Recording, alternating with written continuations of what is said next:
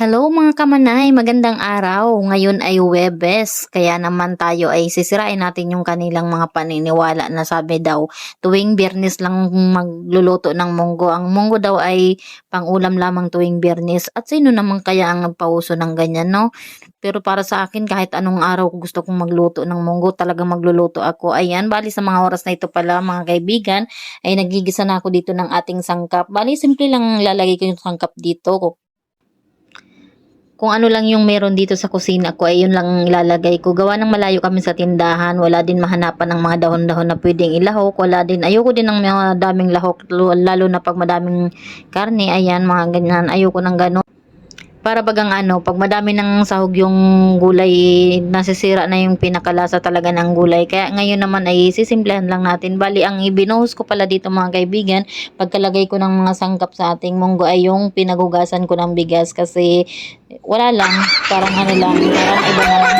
Hindi, para naman sa ano, sayang din kasi pag tinatapon yung pinagugasan natin ng bigas, ayan ay pangatlo ko ng hugas ng bigas, yung pinangsabaw ko dyan kasi malinamnam din naman talaga. Dati ko na itong ginagawa, kaya ngayon ay ipapakita ko sa inyo na may gamit din pala yung pinagugasan natin ng bigas.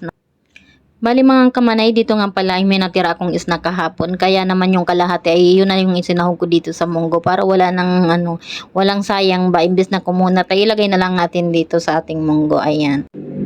Dahil nga sa sobrang hirap ng panahon natin ngayon, kailangan talaga nating mag-isip ng paraan kung paano tayo makakatipid sa pang-araw-araw nating ulam.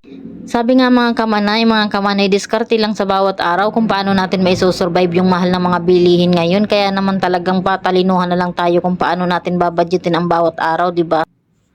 Ang kagandahan lang mga manoy, no, pag nasa probinsya ka nakatira, talagang ang poproblemahin mo lang yung bigas, yung sangkap sa loob ng bahay.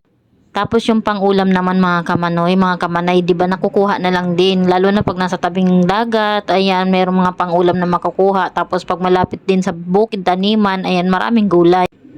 Hindi katulad dito pag nasa syudad ka, lahat bibilin mo. Tapos yung sahod mo minimum lang. Hindi mo alam kung paano mo babadgetin hanggang sa susunod na sahod yung perang natitira mo, 'di ba, para sa allowance mo.